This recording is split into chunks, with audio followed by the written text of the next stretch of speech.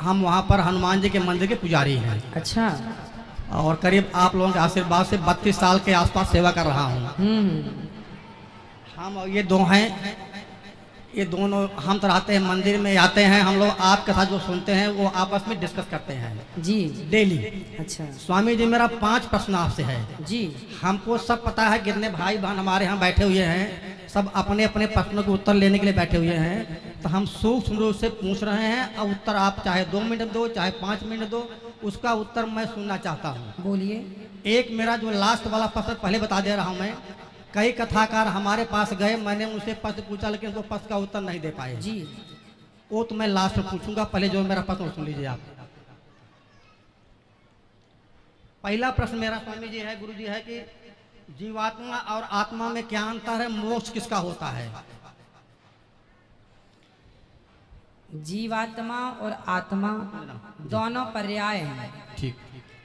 लिखा है गोस्वामी तुलसीदास जी, ईश्वर अंश जीव अविनाशी। तो यहाँ गोस्वामी तुलसीदास जी ने आत्मा को जीव अविनाशी जीवात्मा कहा है। जीव और आत्मा ये दोनों एक ही हैं, दो नहीं हैं, पर्यायवाची हैं। चाहे जीव कह लीजिए चाहे जीवात्मा कह लीजिए। ठीक जी। मोक्ष किसका होता है?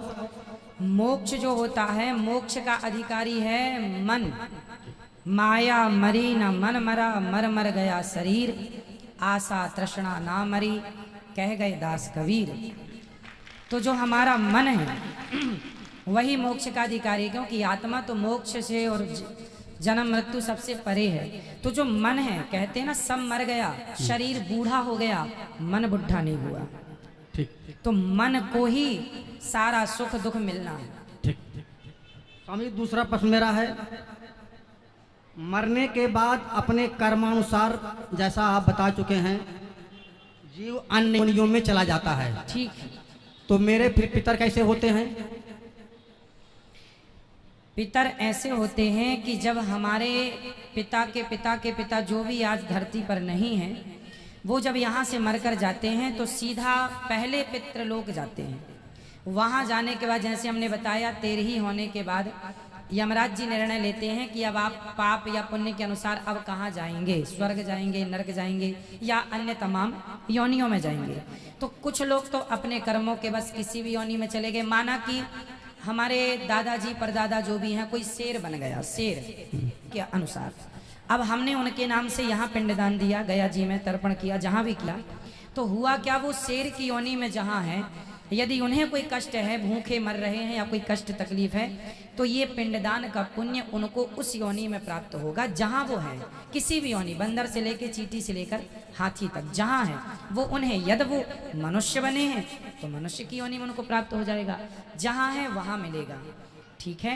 परंतु कुछ लोग ऐसे होते हैं, ट्रेन लेट होने से हमें स्टेशनों में एक वेटिंग रूम बनाया जाता है, वेटिंग हॉल बनाया जाता है, जहां ट्रेन लेट हो गई तो आप वेट कर सकते हैं। उसी प्रकार किसी व्यक्ति, हमारे पिता के पिता, किसी के पाप पुण्य का कोई निर्णय किसी कारण ना हो पाए तो वो पितृलोक में होते हैं, और हम यहाँ से यदि उनके लिए कुछ करते हैं तो उनका उद्धार हो जाता है। जैसे कुछ दिनों के लिए ईश्वर ने ये विधान भी रखा है, नचिकेता को ये बात यमराज जी ने बताई है। नचिकेता के संवाद में ये सब कुछ स्पष्ट है कि हमारे जाने के बाद ये जरूरी नहीं है कि मरने के तुरंत बाद हमारा पुनर्जन्म हो जाएगा, कहीं भी जरूरी नहीं है। हो सकता है 2 साल तक ना हो सकता है 10 साल तक ना हो, और हो सकता है 100 साल तक हम वेटिंग रूम में इंतजार करें अपने नंबर का। तो उन दिनों यदि हमारे पुत्र कोई तर्पण पिंड दान करता है तो वो हमें प्लस होके, जैसे बच्चे को 33 नंबर में पास होना है, परंतु 31 नंबर आए हैं तो मास्टर जी अपनी तरफ से 2 नंबर दे देते हैं और ग्रेस लगा के पास कर देते हैं। उसी तरह मेरा जरा सा कोई पुण्य रह गया तो उस पुण्य के कारण मुझे वेटिंग रूम में डाल दिया जाएगा कि आपके बच्चे यदि आपके लिए कोई पुण्य करते हैं तो वो पुण्य मिला के फिर आपका मोक्ष या स्वर्ग की प्राप्ति करा दी जाएगी। तो उस इंतजार में हम पितृलोक में रहते हैं। हम बच्चों को कहते हैं पुण्य करो, हमारे नाम से कुछ करो, जब नहीं करते तो वही पितृ फिर नाराज होके उन पर फिर गलत प्रभाव छोड़ने लगते हैं, उसी को पितृ दोष कहते हैं। अगर कोई वेटिंग लिस्ट में ना हुआ हो तो फिर बता चुका मैं कि वो शेर बन गया होगा तो उसको रूप में प्राप्त हो जाएगा वो। तो उसके निमित्त भाव कथा सुनने से क्या फल मिलेगा फिर? किसको? भागवत कथा जो पोथी बैठा हम सुनते हैं, तो क्या फल मिलेगा? आपने देखिए होता क्या है कि आपका कोई अपना आदमी अमेरिका में है और आपने उसके खाते में पैसे डाल दिए, तो उसके खाते में तुरंत पहुंच गया कि नहीं। अब वो उस पैसे से शराब पी ले या दूध पी ले या रोटी खा ले या मांस खा ले, आपने तो पैसे भेज दिए, अब वो उसका उपयोग अपने ढंग से करेगा। उसी प्रकार हमने तो पुण्य कर दिया अपने पूर्वजों के लिए, अब वो शेर बने हैं तो उनको मांस मिल जाएगा, गाय बने हैं तो चारा मिल जाएगा, इंसान बने हैं तो 56 भोग मिल जाएगा। ठीक।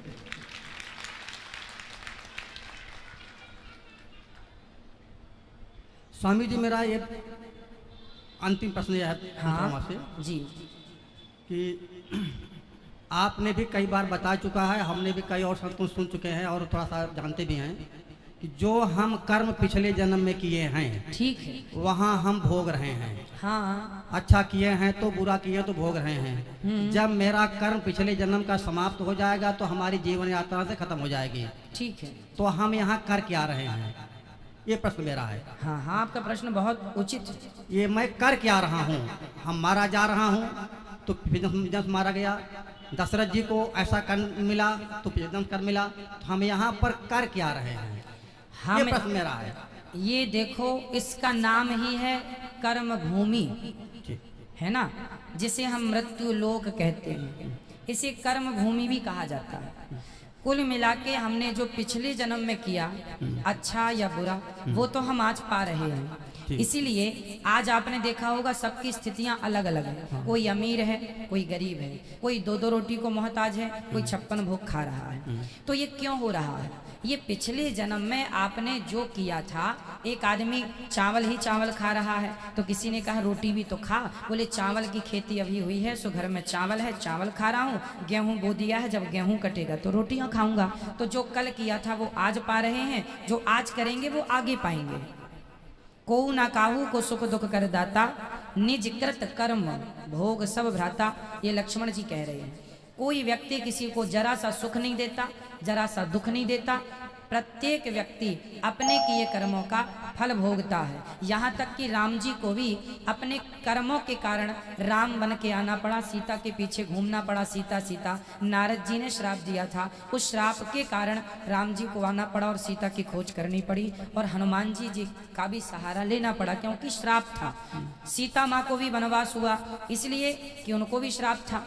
एक तोती ने श्राप दिया, पद्म पुराण में कथा है कि सीता जी ने एक तोती को पिंजरे में बंद कर लिया, तो तोती तड़प तड़प के मर गई। चूंकि वो गर्भवती थी, कहा था छोड़ दो, सीता जी ने कहा तुम अच्छी कथा सुनाती हो, सुनाती रहो, तड़प तड़प के मर गई। तोते ने श्राप दे दिया, बद्दुआएं कि जाओ, जैसे हमारी पत्नी को गर्भ अवस्था में आपने हमसे दूर किया, जब आप गर्भवती होंगी तो आपके पति दूर कर देंगे। ये घटना पद्म पुराण में लिखी है। तो सीता जी को भी कर्मों का फल भोगना पड़ा, जो पिछला किया था आज मिल गया।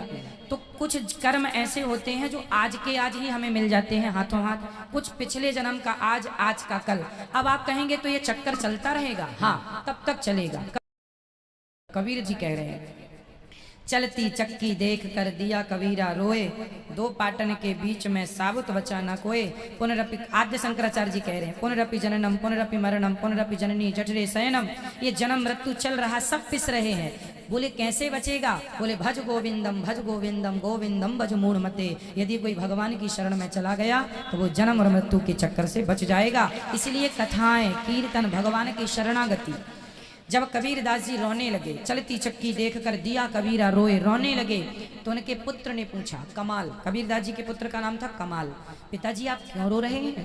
पिता ने कहा, बेटा सब लोग जन्म लेके मर रहे हैं, सब अपना भोग भोग रहे हैं, कैसे इनका उद्धार होगा? तब कमाल ने कहा, चलती चक्की चलने दे, पिस पिस आटा होए, कीले माही जो रहे, बाल न बाका होए। वो चक्की में कील होती है ना बीच में, उस एक में पहिया दूसरा फंसा रहता है। उस एक के पास जो गेहूं चला जाता है, कितना भी चले चक्की, वो दाना नहीं, जो एक के पास होता है। उसी प्रकार जो एक परमात्मा की शरण में रहेगा, मृत्यु के चक्कर से छूट जाएगा, सदा भगवान के धाम को चला जाएगा।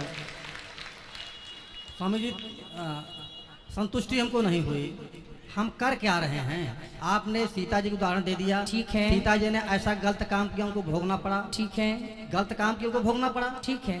हम जो है, आप यहाँ हम कर क्या रहे हैं? हम अपने पिछले जन्म के कर्मों को भोग रहे हैं। हाँ, भोग रहे। हाँ, तो फिर मैं कर क्या रहा हूँ?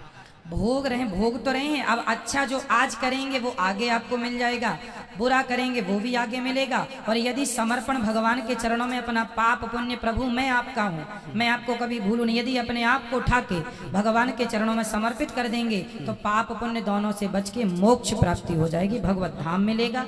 ये सार तत्व है। आप कह रहे हैं प्रेजेंट में हम वर्तमान क्या भोग रहे हैं, क्या कर रहे हैं, क्या कर रहे हैं, मैं क्या कर रहा हूँ, मैं प्रेजेंट में क्या कर रहा हूँ, आप प्रेजेंट में क्या कर रहे हैं।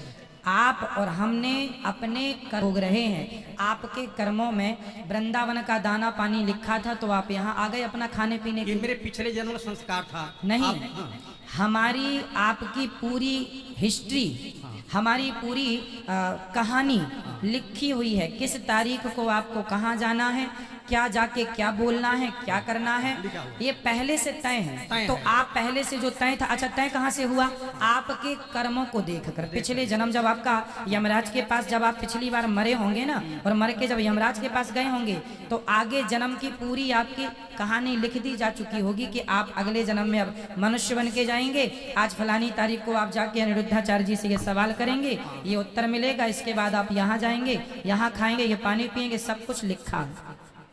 क्यों लिखा है, क्योंकि पिछले जन्म के हिसाब से आपका ये लिखा गया है ना। अब यदि समर्पण कर दोगे भगवान तो ये सब कुछ डिलीट हो जाएगा, मोक्ष की प्राप्ति हो जाएगी, जन्म मृत्यु से खत्म।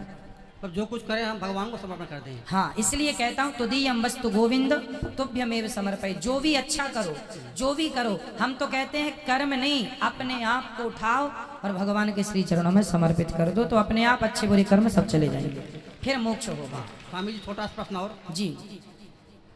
हम आपकी कथा से प्रभावित बहुत हुए हैं। हम लोग यहाँ पर पोथी पाठ बैठवाना चाहते हैं। ठीक है। दो सदस्य आए हुए हैं। अब थोड़ा सा मेरा कुछ अटपटा प्रश्न ये है कि हम जब वो बुलाते हैं पहले उनकी चेकिंग करते हैं। ठीक है। ये मंत्र को उच्चारण कर सुनाओ हमको। हाँ। ब्राह्मण को, कुछ को, मैं किसी की निंदा नहीं कर रहा हूँ, कुछ लोग अशुद्ध मंत्र बोलते हैं। ठीक है। तो ऐसे हम आपकी फेस पर पोथी पाठ बैठाने के लिए आया हुआ हूँ। ठीक है। हम बैठा रहे हैं आपके फेस पर। ठीक है। अब आपके जो ब्राह्मण हैं वो कैसे करते हैं ना जी, यहाँ सुनिए, मैं हमें आपकी बात रोक रहा हूँ। हाँ। यहाँ पर क्षमा कीजिएगा, यहाँ पर जितने ब्राह्मण पोथी पाठ करते हैं पहले उन ब्राह्मणों का यहाँ विद्वान ब्राह्मणों के द्वारा पूरा टेस्ट होता है। हाँ, पूरा। आप यहाँ देखेंगे कथा होने के 3 दिन पहले से ब्राह्मणों का परीक्षण चालू होता है। सभी ब्राह्मणों से संध्या पूछी जाती है, संकल्प पूछा जाता है और भागवत जी पूछी जाती है। ये वाला श्लोक सुनाइए, ये वाला पूरा शुरू से अंत तक कोई भी पन्ना खोल के दिया जा सकता, कोई भी श्लोक। पर ब्राह्मण जितने यहाँ बैठे हैं आप भी आ जाइएगा, और यहाँ 200-300 जो भी ब्राह्मण बैठे हैं आप किसी को भी खड़ा कर लीजिएगा। वो बिल्कुल धारा प्रवाह पाठ करने वाले हैं तो ही यहाँ बैठते हैं। यहाँ 1000 ब्राह्मण आते हैं नाम लिखाने, उन 1000 में केवल 200-250 ब्राह्मणों का नाम लिखा जाता है, क्योंकि बाकी लोग उस योग्य नहीं होते। जो योग्य हैं, जो पढ़ सकते हैं, जो कर सकते हैं, आप लोग विश्वास करते हैं सुफेस पर, तो ये हमारी परम जिम्मेदारी है कि हम आप लोगों का विशेष ध्यान रखें और आपकी भावनाओं को ठेस ना लगे, इसका पूरा ख्याल रखते हैं। एक छोटा सा प्रश्न आपके पक्ष में है जी। ये पक्ष है कि देखो, हर व्यक्ति एक समान नहीं होता है, हर समाज एक समान नहीं होता है जी। हम इसलिए कर रहे हैं, आपने कई बार कहा जब कोई हमारी गलती हो तो आप लोग बता दिया करो जी। तो ये गलती हम लोग डिस्कस किए हैं, जो आपकी थोड़ी सी क्या है, जो मेरे मन भावना है जी। आप फिल्मी वालों की बड़ी शिकायत करते हैं। ठीक है। फिल्मी वालों में भी कुछ ऐसे होंगे जो तमाम दान धर्म करते होंगे, कुछ ऐसे भी होंगे जो कि जो है पुण्य कार्य करते होंगे, लेकिन किसी एक व्यक्ति का नाम, पूरे समाज का आप नाम लेते हैं, ये कैसा है? हमको उत्तर मत दो, वो समझना अपने आत्मा से आप। ठीक है। दूसरा प्रश्न मेरा ये है जी। देखो, हमारे माला जी हैं, शराब पी रहे हैं या निकृष्ट कर्म कर रहे हैं, अगर वो बीमार होते तो मैं उनका इलाज कराऊंगा, लेकिन कई बार ये कह चुके हो कि ऐसे जो हैं उनको डंपर में भरो, हरिद्वार में डाल दीजिए। ये आप उनको उत्तर मत दीजिए, लेकिन ये मेरा प्रश्न जायज है या नाजायज है, ये मेरी दो आपसे आपकी। नहीं, आप ठीक कह रहे हैं। होता ये है कि हम कुछ कड़वे शब्द इसलिए प्रयोग करते हैं क्योंकि कड़वी दवाई शायद बदल दे समाज को, इसलिए जानकर हमें पता है कि ये उपयोगी शब्द नहीं है, फिर भी करते हैं इसलिए कि शायद बदलाव हो, शायद हथौड़ा जोर से इसलिए मारा जाता है कि पत्थर टूट जाए। उसी प्रकार की थोड़ी तो शर्म लगे लोगों को कि ना पिए भाई, थोड़ा तो लगे कि हाँ हमें बदलना चाहिए, हमें सुधरना चाहिए। इसलिए ना चाह करके भी हम कड़वे शब्दों का प्रयोग करते हैं, पर आपने याद दिलाया उसके लिए धन्यवाद आपका। मैं पूरी कोशिश करूंगा सुधारने की। मन भावना आई मेरे। बिल्कुल बिल्कुल, खुश रहिए खुश रहिए। अच्छा लगा आपसे बात करके, धन्यवाद आपका। महाराज जी श्रीमन